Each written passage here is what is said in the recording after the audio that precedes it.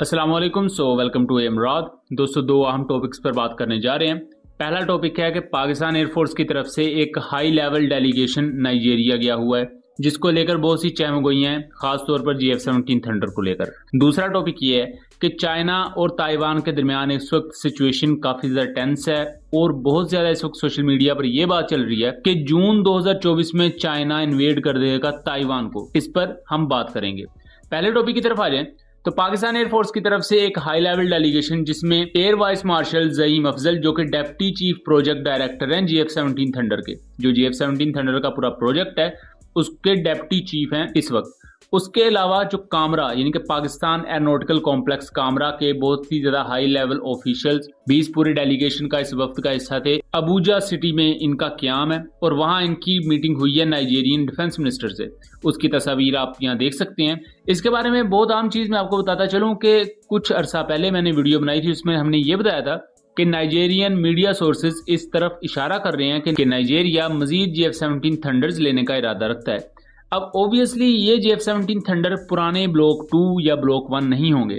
Nigeria की नजर है नए GF-17 ब्लॉक 3 एयरक्राफ्ट पर, लेकिन ये GF-17 तभी नाइजीरिया को या किसी भी दूसरे मुल्क को मिलेंगे जब पाकिस्तान की जरूरियात के मुताबिक GF-17 ब्लॉक 3 इंडक्ट हो चुके हों। GF-17 पाकिस्तान और चाइना के दरमियान एक ज्वाइंट प्रोजेक्ट है और ब्लॉक 3 इसका लेटेस्ट वेरिएंट है, जिसमें जितनी भी 4.5 जनरेशन एयरक्राफ्ट में कैपेबिलिटीज होती हैं उनको ऐड किया गया है। जैसा कि इसमें एक्टिव इलेक्ट्रॉनिकली स्कैन्ड अरे रडार है, लॉन्ग रेंज BVR मिसाइल्स है, बेहतर वेपन सिस्टम्स हैं, helmet mounted display and site system है, उसके अलावा बेहतर और इनहैंस्ड इलेक्ट्रॉनिक वॉरफेयर सूट है। और पाकिस्तान की तरफ से जो डेलीगेशन है ये काफी ज्यादा अहमियत का हामिल है, वो भी उस वक्त जबकि अफ्रीका में एक रेस लगी हुई है, क्योंकि पिछले 2 से 3 सालों में देखा गया है कि बहुत सी अफ्रीकन कंट्रीज वो अपनी मिलिट्रीज को मजबूत कर रही हैं, क्योंकि अफ्रीकी ममालिक जो ज्यादातर हैं शुमाली अफ्रीकन कंट्रीज और सेंट्रल अफ्रीकन कंट्रीज, यहाँ मुल्कों की फौजें कमजोर हैं और उन मुल्कों के अंदर जो दहशतगर्द तंजीमें हैं जैसा कि दाइश है,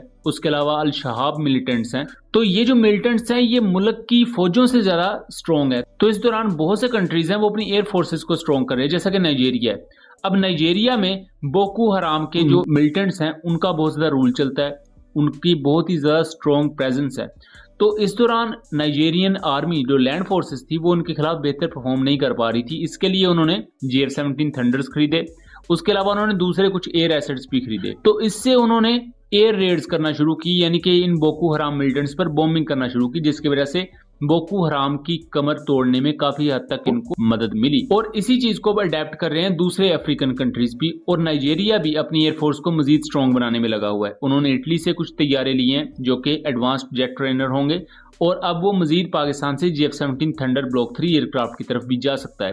अभी तक उनके पास 3 GF-17 ब्लॉक 2s हैं, और अब अगर फ्यूचर में वो जाएंगे तो वो ब्लॉक 3 की तरफ जाएंगे, ना कि ब्लॉक 2 की तरफ। दूसरे टॉपिक की तरफ आ जाए तो दूसरा टॉपिक दोस्तों हमारा ताइवान और चाइना को लेकर है।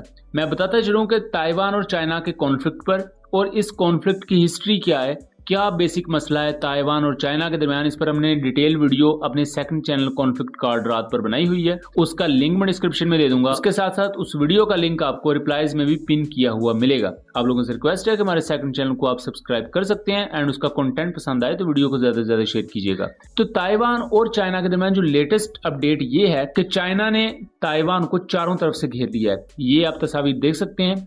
चाइना ने एक बहुत बड़े पैमाने पर मिलिट्री ड्रिल्स का ऐलान किया है, जिनका नाम ज्वाइंट स्वॉर्ड 2024A है। इन मिलिट्री ड्रिल्स या जंगी मशकों में चाइना ने यह किया है कि ताइवान के इर्द गिर्द अपनी फौजों को बिखेर दिया है। इसमें फाइटर एयरक्राफ्ट, जिनमें उनके J-16, J-20 एयरक्राफ्ट और चाइनीज नेवल वेसल्स और सबमरीन्स वगैरह मौजूद हैं। ये पूरे का पूरा जाल है जिसमें ताइवान को बंद कर दिया गया है ताकि बाहर से आके कोई उसकी मदद भी ना कर सके। ताइवान ने भी उसके जवाब में अपने F-16V एयरक्राफ्ट को डिप्लॉय किया है। उसके साथ साथ उन्होंने अपने HF-3 सुपरसोनिक एंटीशिप मिसाइल्स को डिप्लॉय कर दिया है अपने मुल्क के चारों तरफ, ताकि अगर चाइना उनको इन्वेड करता है, उन पर अटैक करता है, तो उसको काउंटर किया जा सके। सेम ऐसी सिचुएशन दोस्तों अगस्त 2022 में भी बनी थी, और वो सिचुएशन क्यों बनी थी उसके लिए आप वो वीडियो हमारे सेकंड चैनल पर देख लीजिएगा, उसका लिंक डिस्क्रिप्शन में होगा। लेकिन अगस्त 2022 में भी चाइना ने सेम इसी तरह घेर लिया था ताइवान को, बट लेटर ऑन चीजें डीएस्केलेट कर गई, और ऑब्वियसली जियोपॉलिटिक्स में कुछ लो और कुछ दो की सियासत चलती है, तो मामला डिफ्यूज हो गया। लेकिन इस वक्त 2024 में जब ये दोबारा चाइना ने यही किया है कि ताइवान को चारों तरफ से घेर लिया है, और सोशल मीडिया पर यह बात चल रही है, खासतौर पर वेस्टर्न मीडिया भी इसे रिपोर्ट कर रहा है कि जून 2024 में जैसे जून का महीना शुरू होगा तो चाइना इन्वेड कर देगा ताइवान को। तो अभी तक मीडिया में इस पर बहुत सी चहमगोइयां हैं। सेम इसी तरह के वाकयात हमने देखे जब ईरान और इजराइल के दरमियान टेंशंस बढ़ी, ईरान ने मिसाइल फायर किए तो एक पर्टिकुलर लोग थे सोशल मीडिया पर जिन्होंने ये कहना शुरू कर दिया कि कोई जंगे अजीम शुरू होने वाली है। हालांकि लेटर ऑन चीजें डिफ्यूज होंगी और ऐसा कुछ नहीं हुआ। अब सेम वैसा ही एक पैनोरामा क्रिएट किया जा रहा है कि चाइना ताइवान को इन्वेड कर देगा, फिर अमेरिका ताइवान की मदद करते हुए चीन पर हमला कर देगा और एक जंगे अजीम शुरू हो जाएगी। सो हमें चीजों को बिल्कुल नताइज की तरफ लेकर जाने की बजाय उनको वक्त के साथ साथ एनालाइज करना चाहिए। फिलहाल की जो सिचुएशन है, चाइना ने इन्हें मिलिट्री ड्रिल्स का नाम दिया है और चाइना ये कहता है कि ताइवान हमारे मुल्क का एक पार्ट है और ताइवान को हमसे छीना गया था। और चाइना इस बात पर क्लेम करता है कि ताइवान चूंकि हमारा पार्ट है तो हम इसे दोबारा गेन कर लेंगे, जबकि ताइवान की अपनी मिलिट्री भी काफी ज्यादा स्ट्रॉन्ग है और उन्हें डायरेक्टली सपोर्ट हासिल होती है अमेरिका की। आप इससे अंदाजा लगा लें कि F-16 लोग 70 स्टैंडर्ड की अपग्रेड जिसे पूरी दुनिया हासिल करने के लिए तरसती है, सबसे पहले ताइवान को प्रोवाइड की गई थी। और ताइवान के पास बहुत बड़ी तादाद है F-16 वाइपर एयरक्राफ्ट की, जो कि एक सीरियस थ्रेट और खतरा पोज करते हैं चाइनीज जंगी तैयारों। सो फिलहाल सोशल मीडिया पर और वेस्टर्न मीडिया में ये खबर बहुत ज्यादा रेजोनेट की जा रही है, या मैं यूं कहूं कि फैलाई जा रही है कि कोई जंगे अजीम सोम शुरू होने वाली है या चाइना कोई इन्वेड करने जा रहा है। बट यहाँ बहुत से दूसरे एक्सपर्ट्स ये भी हैं जो क्लेम कर रहे हैं कि चीजें दोबारा से डिफ्यूज जरूर होंगी, लेकिन चाइना और ताइवान के दरमियान एक नई टेंशन का, एक नए बाब का आगाज होने जा रहा है। सो आपका इसके बारे में क्या ख्याल है? अपनी आरा से जरूर आगाह कीजिएगा। मिलेंगे अगली वीडियो में, तब तक के लिए अल्लाह हाफिज।